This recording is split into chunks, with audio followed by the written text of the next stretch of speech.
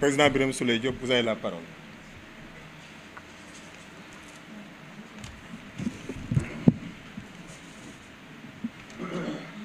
Alors, bonjour à tout le monde.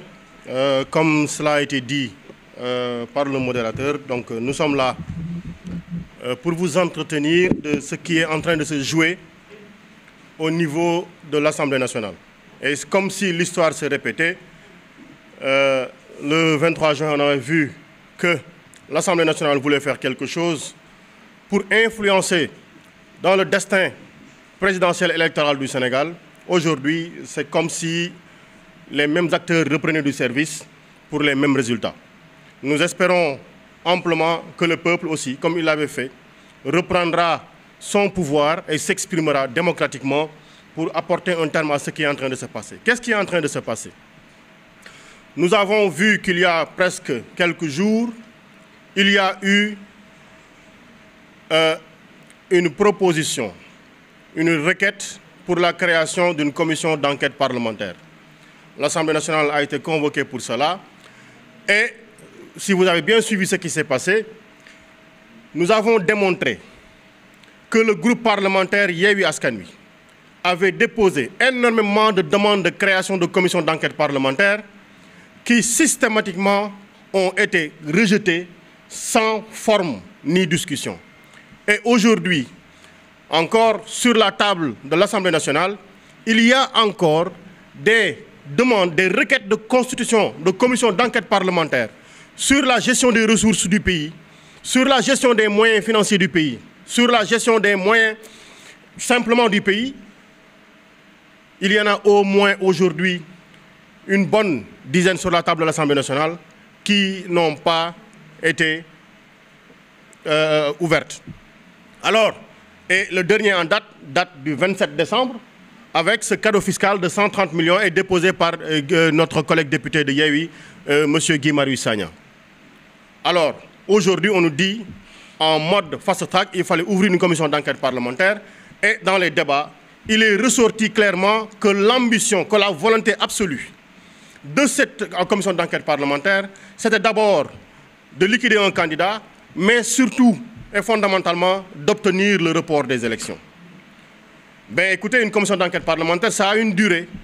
La campagne électorale devant démarrer aujourd'hui, il n'avait que 3 jours pour terminer l'ensemble des mandats de la commission d'enquête parlementaire qui, au minimum, devrait travailler sur 6 mois. Ils ont compris que le temps était en train de jouer contre eux. Qu'est-ce qui s'est passé?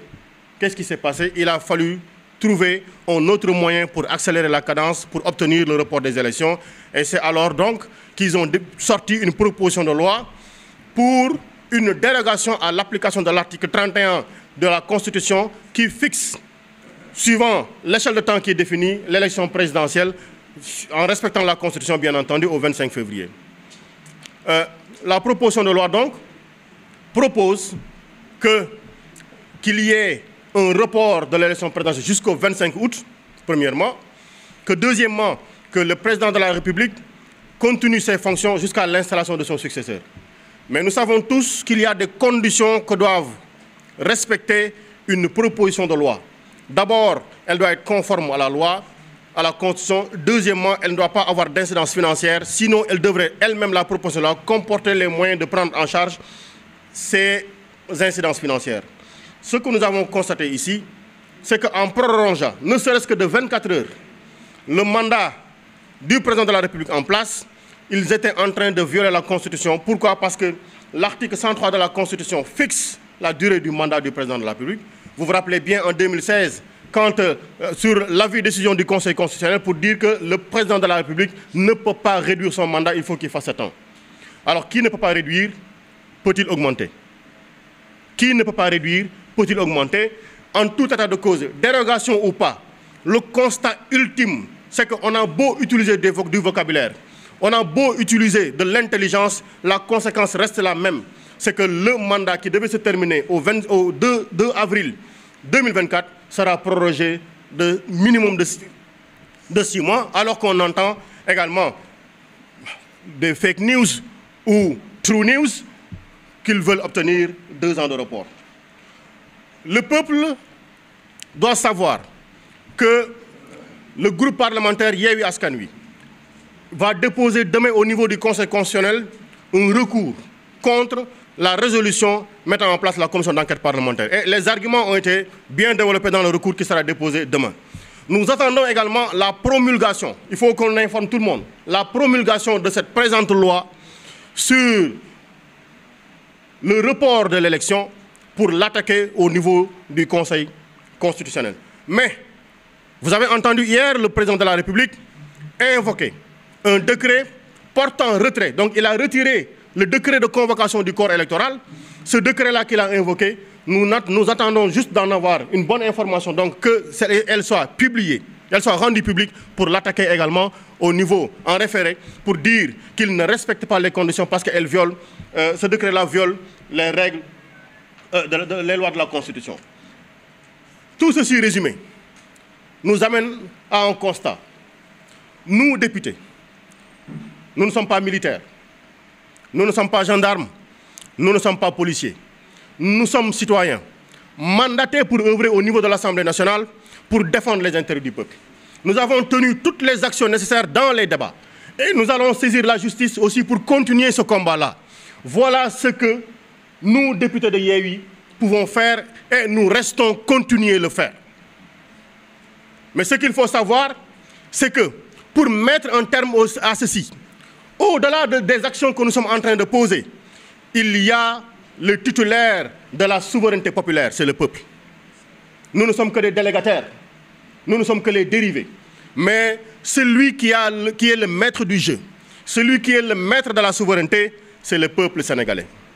Voilà pourquoi nous, au-delà de ce que nous sommes en train de faire, nous appelons tous les députés sénégalais qui respectent la démocratie, qui savent qu'aujourd'hui ce qui est en train de se passer, c'est un coup d'État constitutionnel, à se tenir debout. Nous disons au peuple, vous êtes le souverain. On ne peut pas aller plus loin que ce que nous avons dit que nous allons faire. Mais si vous nous appelez à autre chose, nous serons avec le peuple parce que nous sommes simplement des individualités du peuple. Et la somme des individualités fait le peuple. Nous sommes prêts à faire corps avec le peuple. Donnez vos commandements, nous suivrons. Parce que c'est vous qui nous avez mandatés. Nous appelons la société civile. Nous appelons les syndicats. Nous appelons les démocrates à l'Assemblée de l'APR de Wallou pour savoir que ce qui est en train de se jouer, c'est plus loin que l'intérêt d'un candidat, c'est plus loin que l'intérêt d'un citoyen, c'est le destin du Sénégal qui est en jeu. Et nous disons, nous considérons avoir fait tout ce sur quoi, avoir fait tout ce que nous devions faire. Tout ce que nous devions faire, nous sommes en train de l'exécuter. Nous entendons où sont les députés, nous sommes là. Où sont les députés? Nous avons défendu quand tout à l'heure. Nous sommes au nombre de 39 malheureusement. Chaque fois qu'il y a vote, nous sommes minorisés. Mais nous argumentons, nous développons avec objectivité, avec respect de la loi, avec respect de la souveraineté du peuple. Dans cette affaire-là, il faut qu'on identifie ceux qui sont en train de nous amener à cette situation-là. Nous faisons une alerte que nous lançons, même à la communauté internationale. Combien de fois on nous dit un coup d'État au Niger parce que des gens ont pris les armes, coup d'État au Mali parce qu'on a pris les armes? Nous n'appelons jamais à ceci, nous ne le souhaitons pas dans ce pays-ci.